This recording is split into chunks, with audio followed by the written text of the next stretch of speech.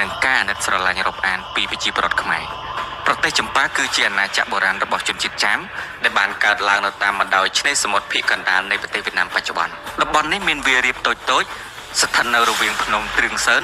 និងសមុទ្រដែលសមស្របសម្រាប់ជីវភាពនិងពាណិជ្ជកម្មតាមសមុទ្រប៉ុន្តែមិនអំណោយផលសម្រាប់កសិកម្មធំៗនោះទេ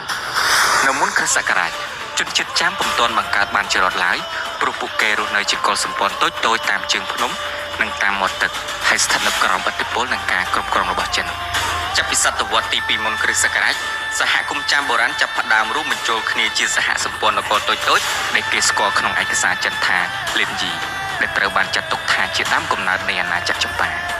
ដ្ឋចម្ប៉ាត្រូវបានបង្កើតជាផ្លូវការនៅឆ្នាំ192នៃគ្រិស្តសករាជដោយបំបែកចេញពីការគ្រប់គ្រងរបស់ចិនទឹកដីរដ្ឋចម្ប៉ា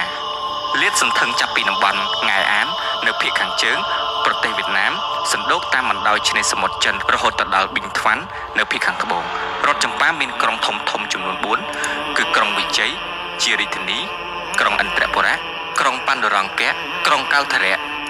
សង្គ្រាមនឹងប្រឈមមុខជាមួយប្រទេសជិតខាងចាប់តាំងពីបង្កើតរដ្ឋមករដ្ឋចម្ប៉ាបានធ្វើសង្គ្រាមជាមួយប្រទេសជិតខាងមានដូចជាខ្មែរដៃវៀតឬវៀតណាមនិងចិនមូលហេតុសំខាន់នៃសង្គ្រាមទាំងនេះគឺដោយសារតែចម្ប៉ាចង់ពង្រីកទឹកដីឲ្យធំទូលាយនិងដើម្បីសម្រួលដល់ការរស់នៅរបស់ប្រជាជនដែលកើនឡើងជាលំដាប់ហើយបានបង្កឲ្យមានសង្គ្រាមខ្មែរចាមកើតឡើងជាច្រើនលើកច្រើនសារជាពិសេសនៅឆ្នាំ1177ចាប់ពីពាក់កណ្ដាលសតវត្សទី13មករដ្ឋចម្ប៉ាត្រូវប្រឈមមុខយ៉ាងខ្លាំងនឹងការលុកលុយឈ្លានពានពីប្រទេសដៃវៀតឬបងប្អូនស្គាល់ថាវៀតណាមពួកដៃវៀតបានចូលទៅទីលំនៅលើទឹកដីចម្ប៉ាដោយមហិច្ឆតាឈ្លានពាននិងបានបណ្ដេញជនជាតិចាមឲ្យចេញពីមាតុភូមិរបស់ខ្លួន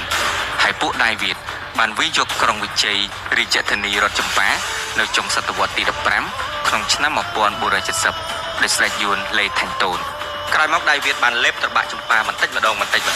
រហូតដល់ឆ្នាំ1752ហើយដល់ឆ្នាំ1792ទើបដៃវៀតបានបញ្ចូលអាណាចក្រចម្ប៉ាជារដ្ឋរបស់ខ្លួនហើយចាប់ពីពេលនោះមកប្រទេសចម្ប៉ាក៏បានបាត់ពីផែនទីពិភពលោកតែម្ដង